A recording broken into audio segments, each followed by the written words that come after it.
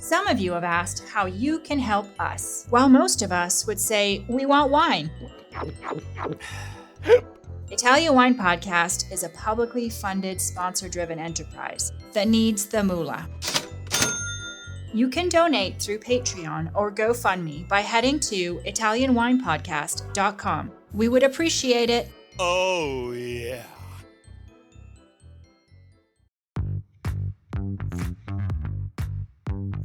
Welcome to this special Italian Wine Podcast broadcast. This episode is a recording off Clubhouse, the popular drop-in audio chat. This Clubhouse session was taken from the Wine Business Club and Italian Wine Club.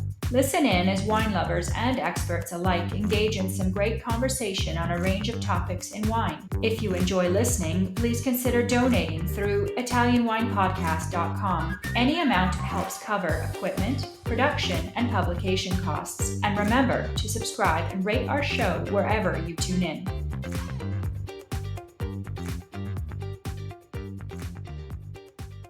Welcome to Clubhouse Ambassador's Corner. My name is Joy Livingston. I'm standing in for Stevie Kim. Stevie is off yonder traveling and doing wine-related activities. So today we have Tommasella Perniciaro, who is going to be interviewing Caterina and Domenica Malaspina. So Clubhouse Ambassador's Corner is always replayed on the Italian Wine Podcast. It's done so because it's super popular on the podcast, and of course Clubhouse has sort of petered out, but it has an amazing recording, so it's perfect to use Clubhouse. Now I'm going to introduce Tommasella. Tommasella, are you there? Yes. How are you? Hear me? Hi, good. I can, very well. Good. Where are you right now? I'm in Gothenburg in Sweden, where I live and work. Okay, I was gonna ask you about that because you have such an Italian name, but you have all these Swedish credentials. So No. But I'm originally from Italy, but I live in Sweden. Yes. Great. Where in Italy are you originally from? From Calabria, actually. Oh, from Calabria. Okay, and you're actually going to be interviewing a company in Calabria. Okay, great. No, that's great. So let me just give you a quick introduction, and I'm going to ask you a couple of questions as well about your choice in producer, and then I will let you, have the floor, and I'll mute myself after that. So you are the CEO of Good Wine Habit, WSET Approved Program Provider, and you have a wine consulting company in Gothenburg, Sweden. WSET Diploma graduate and Certified Educator, VIA Ambassador and VIA Certified Educator, and a Valpolicella Wine Specialist for the Swedish market. Did I miss anything? That's a lot of... It's perfect. Yes. That's great. Okay, so I wanted to ask you, how did you select this producer today, Caterina and Domenica Malaspina from the Vinicola Malaspina? Yes. Well, this is actually my second interview after the one we had with Azienda Baccellieri from Calabria last March. So maybe you might wonder why I chose Calabria again for the second interview. I believe that this region is very underrated compared to the other Italian wine producing regions, despite of the clear and big improvements recently made in viticulture and wine production. It's a fascinating land that conquers people very subtly, creating a special bond that encourages them to go back. And Calabrian wines do the same. Once you try the good wines, you want to try and know more and more. And I think the Azienda Malaspina is one of the top-notch references that are contributing to put Calabria back on the Italian wine map. They are located right in the southern tip of Calabria, where Reggio Calabria is, so quite far from the more well-known denominations like Ciro, for example. But this place is very enchanting, and the vineyard sites are so diverse that the resulting differences are expressed in the wines produced there. So yeah, this is basically why I chose them. Okay, great. And you may have already touched on this next question that I'm going to ask you, but what sort of things do you want the audience, to learn from Caterina and Domenica today? What do you want us to take away from it in terms of learning objectives? Well, listening to Caterina and Domenica Malaspina will give the opportunity to find out a bit more about the diversity of grapes and wine styles the region has. It's a family story based on love and respect for the Calabrian land and wine tradition, with a new look at the future. I think that tradition and innovation are tied together in the way they grow their vines and produce their wines. Okay, that's okay. Yeah. Okay.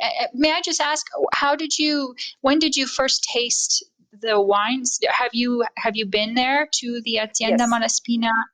Okay. And so you've tasted their wines, and have you met them in person? Yeah, exactly. I tasted their wine some years ago, and I was pleasantly surprised by the character these wines had. But it was only the last summer when I was in Calabria that I decided to visit the winery. When I booked my visit, Domenica invited me to be part of the summer event Aperitivo in Vigna, which means aperitif in the vineyard, where visitors have the chance not only to visit the vineyard sites, but also to enjoy a nice and cozy chat with the producer while having some tasty 0 kilometers food and wonderful wines in the middle of the vineyard facing the Strait of Messina. I had a memorable experience, not only for the food, the wines, and the location, but especially for the warmth, the kindness, and generosity Caterina and Domenica showed us to welcome us.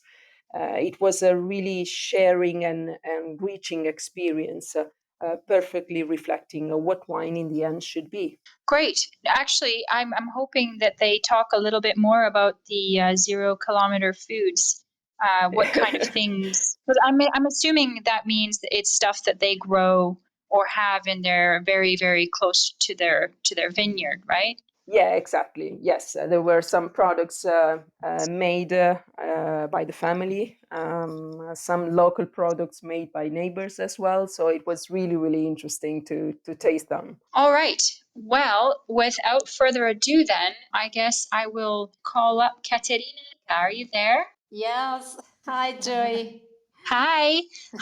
I will mute myself, and at the end, I'll come back, and if there's any questions, and also to just close up at the end. So go ahead, Tommasella, and talk to you guys later. Okay, great. Thank you so much, Joy. We'll just tell a few words to introduce Caterina and Domenica first. Then they will obviously tell us more about themselves. So the Azienda Vinicola Malaspina is a family-owned winery, the Malaspina family, located in Melito di Porto Salvo in the southernmost tip of Calabria. Vineyards are located on the Ionian coast, the eastern side of the region, in the province of Reggio Calabria, between the villages of Pellaro and Palizzi. The focus on autochthonous wines is a passion shared by all the family members, who all cooperate to create wines full of character and personality, strongly linked to the territory. The winery was born in the 1967, and nowadays Consolato, his founder, together with his wife Francesca and their 4 daughters, take care of the management and development of the company. So today we have 2 of the 4 daughters here with us, Caterina and Domenica Malaspina. Welcome, and thanks a lot for being with us today. I'm really happy you have accepted to share your story with us and to introduce us your winery. Thank you, Tommasella. Thank you for inviting us here to share our experience. Great. So let's start with the first questions. First of all, if you can tell us a little bit more about how and when the Azienda Malaspina was created. Okay, as you said, in 1967, our father, decided to transfer his passion for the world of wine into a family business.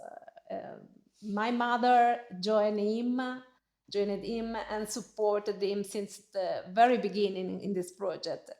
And now my three sisters and I are following their step. We have grown up together, and we follow them among the vines and the winery. And as you can imagine, we have fallen in love with this job as well as them. And the rest is our story. Great, fantastic. You are four sisters, you said. So are all of you working for the winery? What is the role each of you covers? Yes, each of us have a role according to our own aptitudes and availability. Everyone gives its contribution. I take care of the administrative aspect. Caterina is responsible for the production. Irene is the joker. She supports all us. And Patrizia takes care of the marketing. Okay, great, fantastic. Okay, so you are located right on the tip of the Italian boost. You can almost touch Sicily from some of your vineyards. What makes your site so special and suited to the production of high quality wines like yours, wines that can speak of a territory? Oh, yeah. As you can say, the site are very suitable and blessed place. The sun, the soil, the exposure, the sea breeze that blows to the hills are important elements that play crucial roles on our wine's character. Lastly, an important input is represented by the grapes we choose to grow that are indigenous varieties. And we use a traditional training system called alberello. That means little tree, and in English is freestanding training system. The growth is very limited by a short dry pruning. The plant has a vigorous stem with the egg between 50-60 centimeters that develops in 3 spores with 3 gems for each one. As you can imagine, the production for plant and 4 hectare is very, very small. It is about 40 quintals per hectare. And the training system allows to the vine to adapt to the elevate temperature and the hydric stress. This is typical in South Italy where we are. Yeah, of course. I also think that whenever you have like alberello training systems, you get less, as you said, less fruit, therefore a little bit more concentration of everything in the grapes. So we also expect more concentration even in the final wines. So how many hectares do you have, and what are the grape varieties you decided to work with? Yes, we have a little less than 10 hectares of vineyards, different plots located in 3 different comuni or districts. Reggio Calabria, where we have the Pelaro Vineyard, Melito di Portosalvo, and Palizzi. The ancient vineyard of the province of Reggio Calabria show a particular characteristic.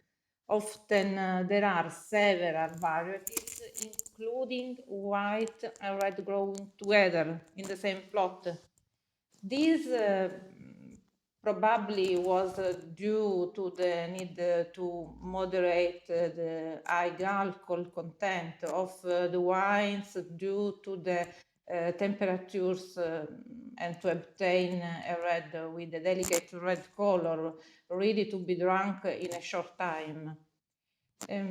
We concentrated our work on identifying the wines that best reflected our philosophy, which, in our opinion, had a greater link with the terroir.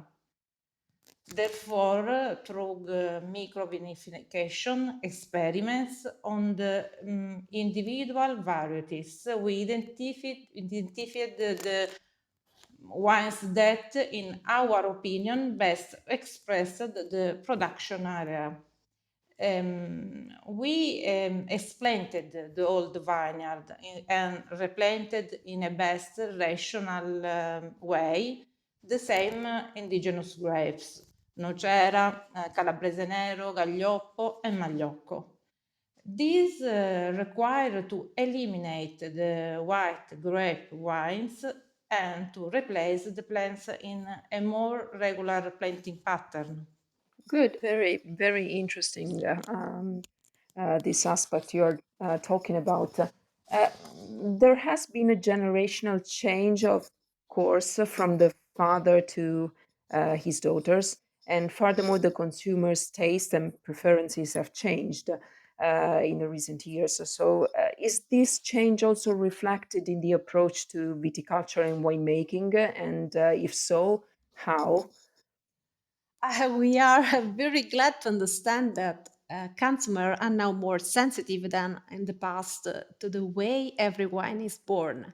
There is a large representance of them that shows a great interest in small winery production, and especially in quality and terroir wines.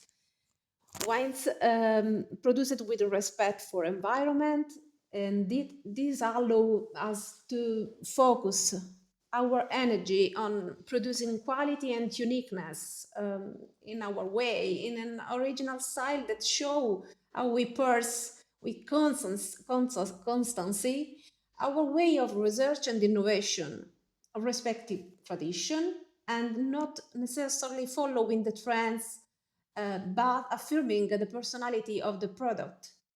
Okay, so when I visited your vineyards on the hills of Pellaro last summer, I was so nicely surprised by how you respect the environment and the topography of the area.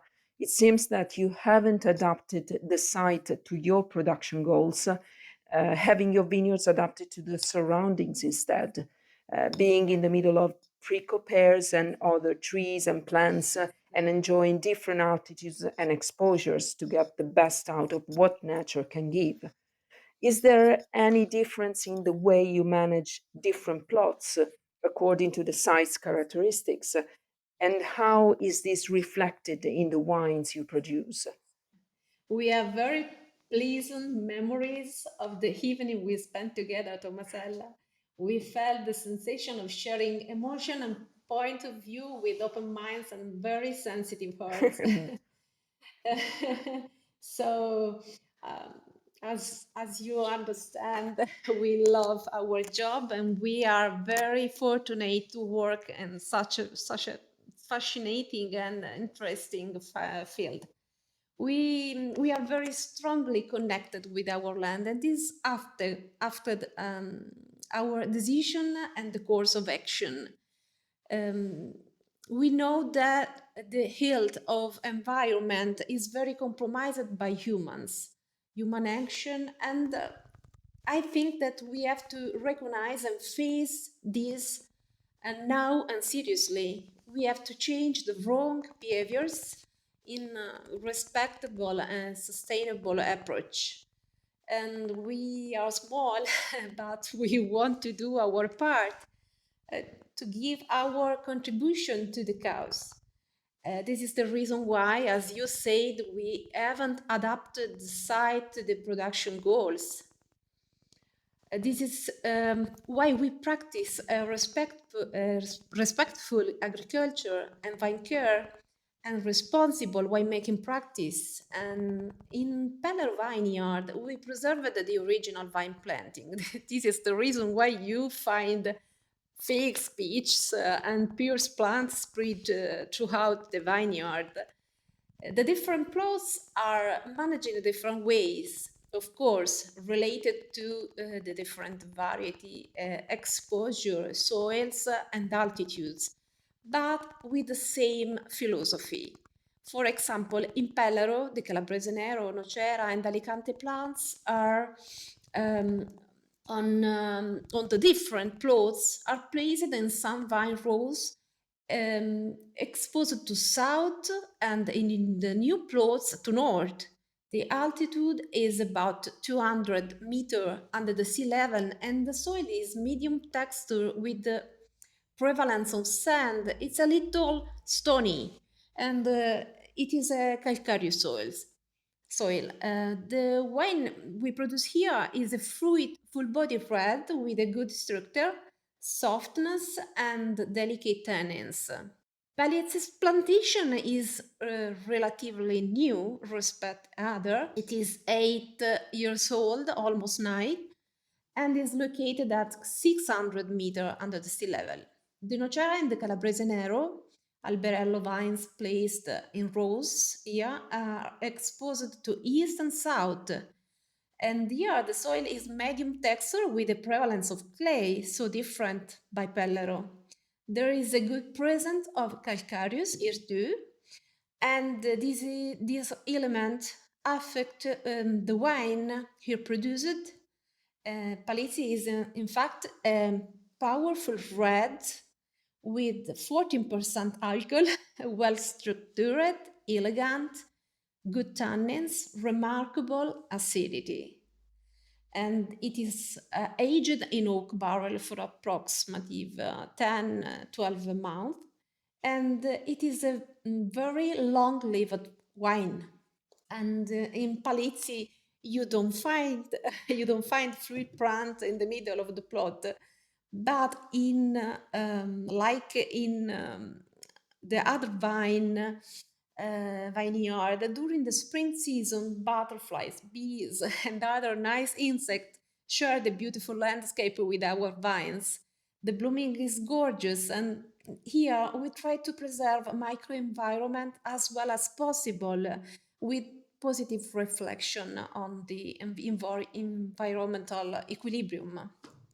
And we trust this precious little word to give something extra and make the difference in our wines.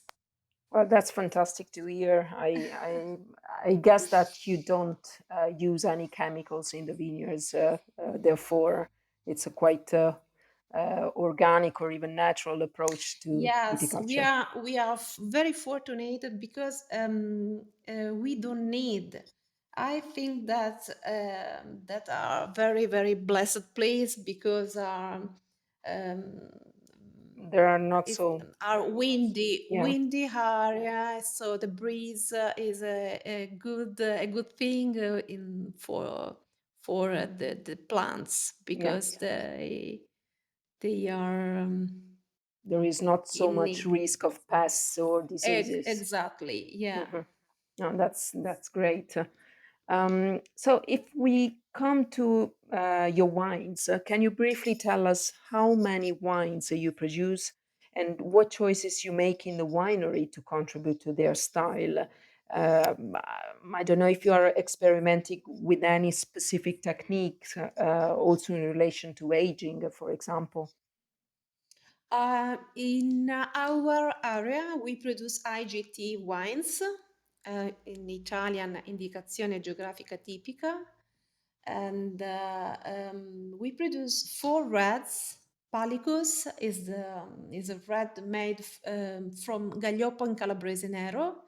It is a simple, fresh and fruity red aged for less than 6 months in tonneau. And then Palizzi and Pellero that I have already described. Patrus Pietro is the other red we produce, a very, very interesting small production of Magliocco grapes.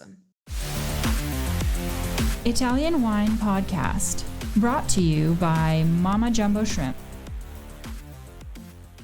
We produce also one white called Mica, as our grandma, from Greco Bianco, and one rosé, Rosa Spina, from 100% Gaglioppo grapes.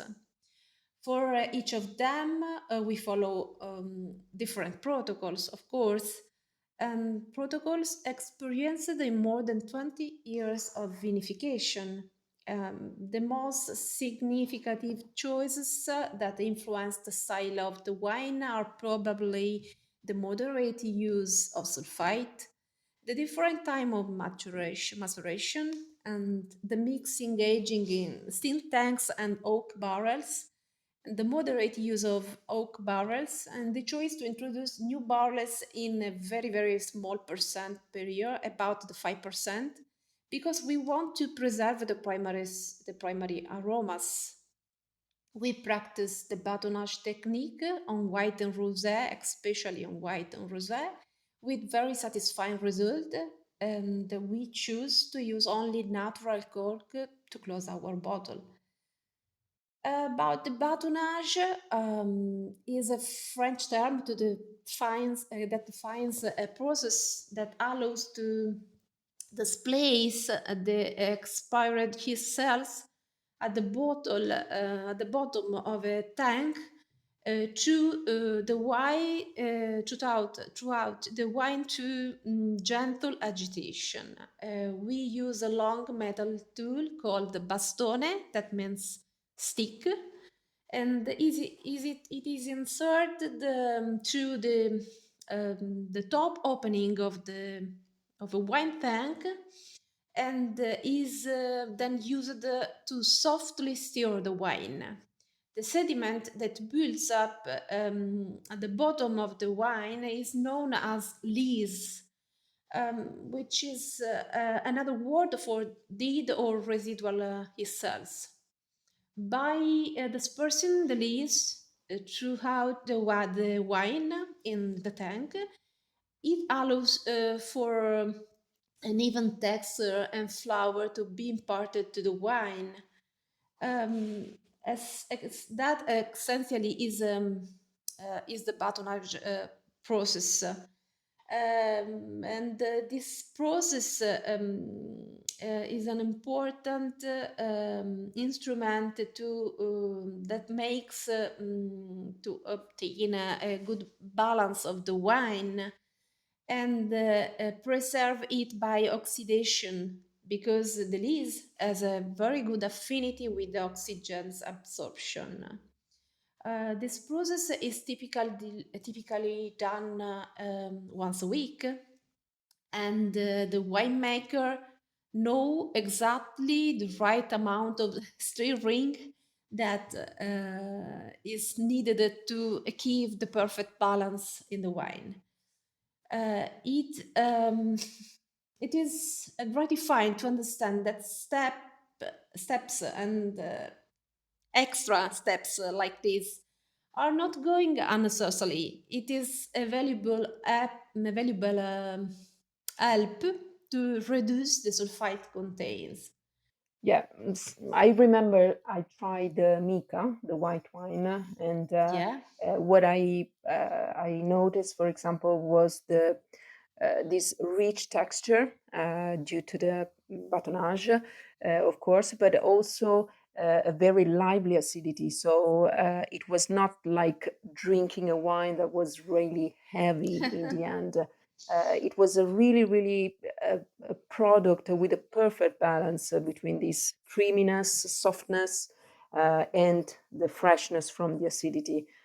So I guess you also decide year after year, vintage after vintage, if to go for batonnage or not, and how often you need to steer as well. So it's something like a process defined every year. Yeah. Every year is different. It depends by the many different aspects. Yeah, the vintage characteristics as well. Characteristics, yes. Yeah. Great, fantastic. So we talked about the wines. So which one, if any specific, best represents the Azienda Malaspina in your opinion? It is not easy for me to give you this answer. As you can imagine, everyone is special for us in a different way. Each of them has a different history that I'm so fortunate to follow, from the blooming of the vine to the bottling. And in some cases, I've cared for them for years, as well as the reds.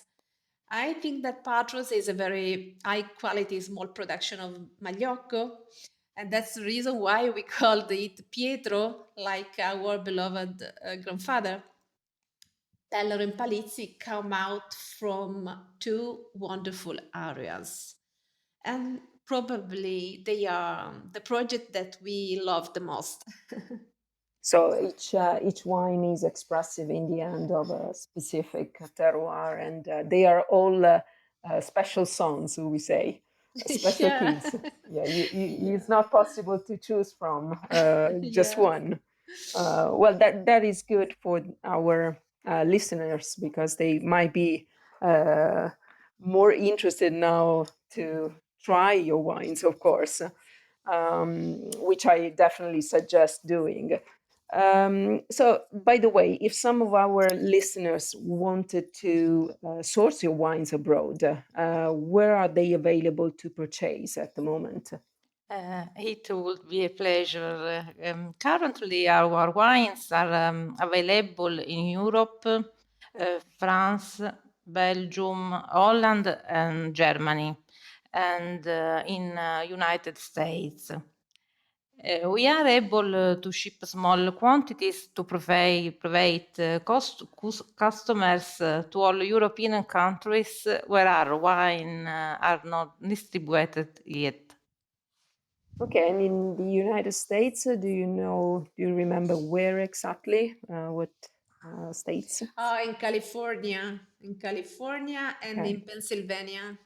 Okay, so and any project to go to the Far East, so like China or similar countries? Yes, of course. The COVID stopped a lot of process and project, but now we are starting again to keep in touch with them. So we hope to to be there very soon. Good, very good. So, if some of our listeners wanted, do you have any new projects coming up in the near future? Oh, yes. We are going to build a small tasting wooden home on Pellaro Vineyard, and we are going to renovate a little ruin in Palizzi. We hope to do this very, very soon, because we could stand to the winter time the hospitality to our vineyards. And we are planning to replant a very small lot of Pellaro vineyard, because that needs to be renovated. And we are. This is our project for the near future. So, when you refer to hospitality, what do you mean specifically? Like bed and breakfast, or No, just because you've been there, just to create a space in the vineyard where it's possible to host people when the weather is not good, or when it's frozen outside. So it's possible to stay there and to enjoy the place in the winter season too. yeah, because I remember when I was there with the during the aperitivo in the vineyard, it was summertime, so it was quite easy to be outside. So yeah, during winter time it might be better to be inside, of course. Joy asked about the 0 kilometers food. Would you like to explain a little bit more about that? Oh yes. We try to offer with our wines not just wines or not just food, but a tasting experience of the product of our land, because we want people can can try, can discover our typicity, our typical food. So we usually, when we host people on the vineyard, we offer, when we want to organize something easy, we offer salumi and traditional cheeses, homemade bread, honey, figs, marmalade produced with the fig that we pick up on the vineyard, and olives and all the easy food that you can try in our area.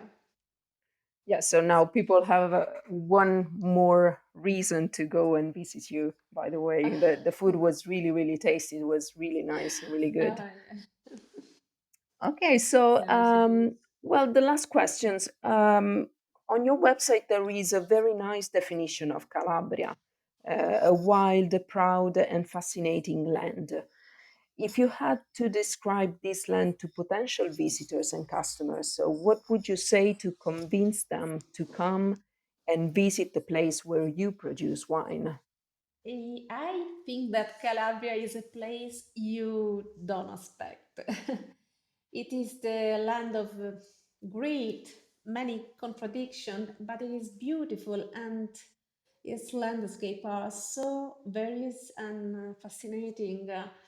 It's all around the peninsula and changes from flat Caribbean beaches, beautiful, to high cliff, very fascinating on the sea.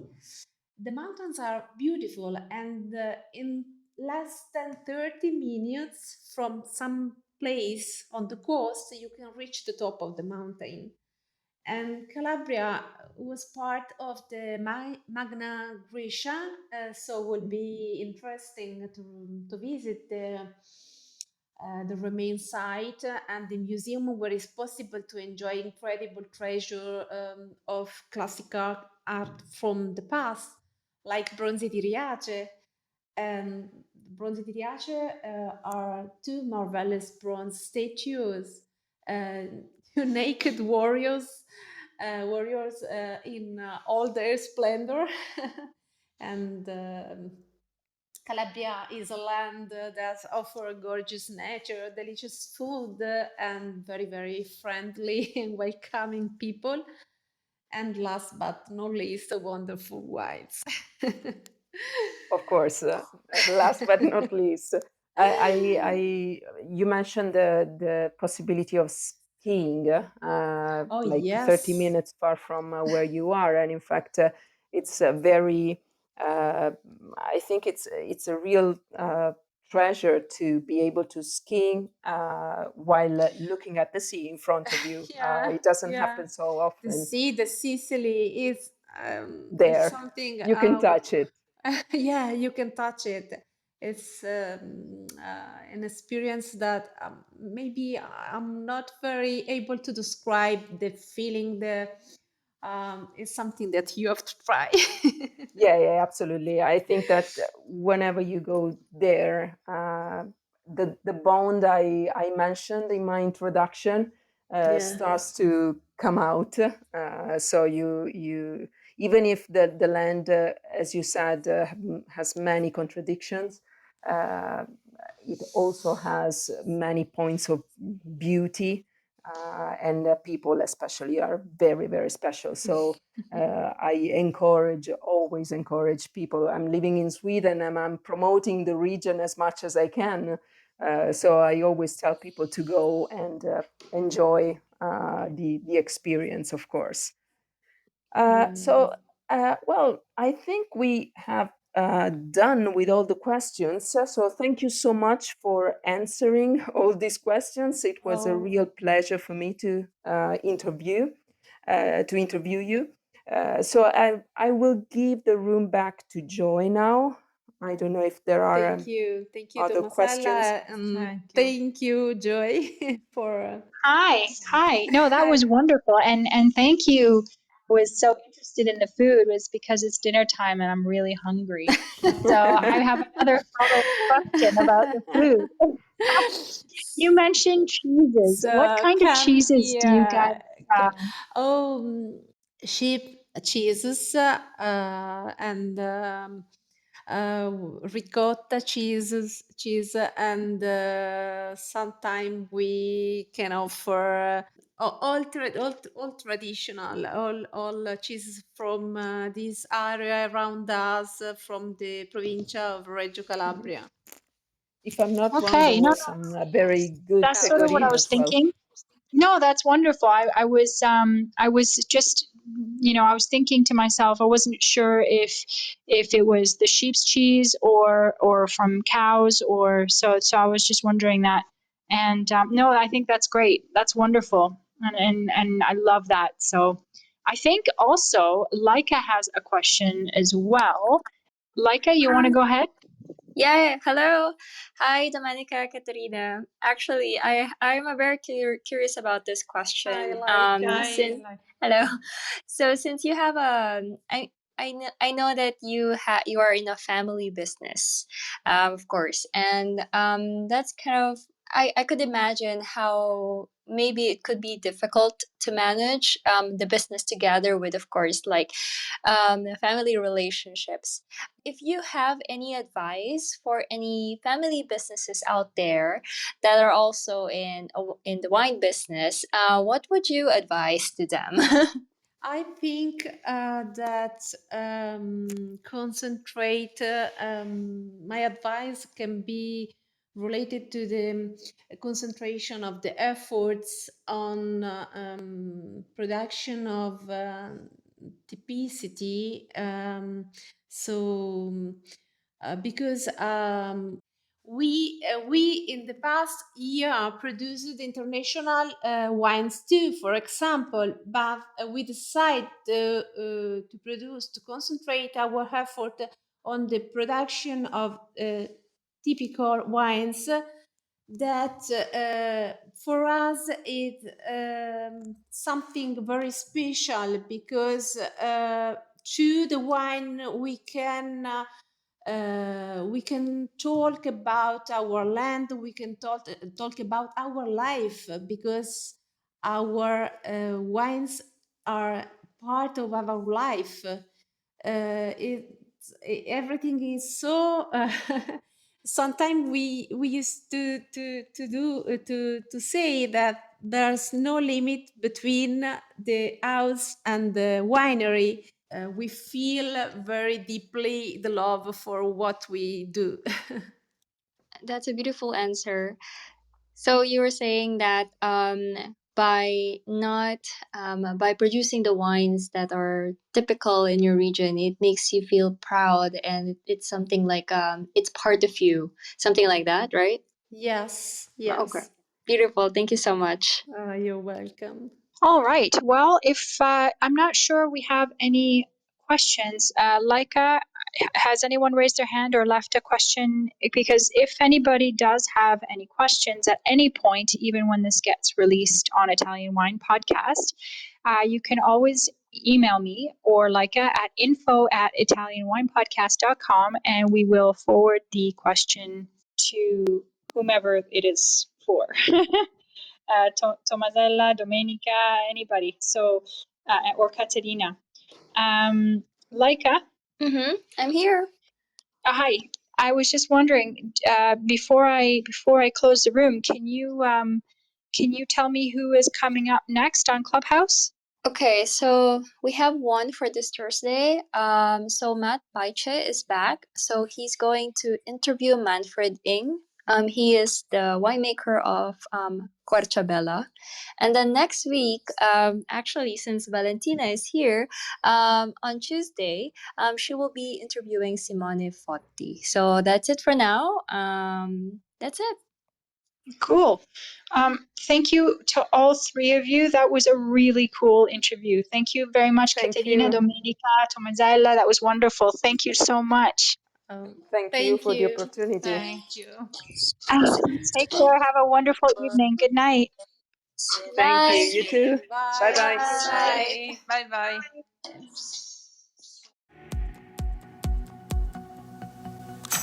Listen to the Italian Wine Podcast wherever you get your podcasts. We're on SoundCloud, Apple Podcasts, Spotify, Himalaya FM, and more. Don't forget to subscribe and rate the show. If you enjoy listening, please consider donating through ItalianWinePodcast.com. Any amount helps cover equipment, production, and publication costs. Until next time, cin cin.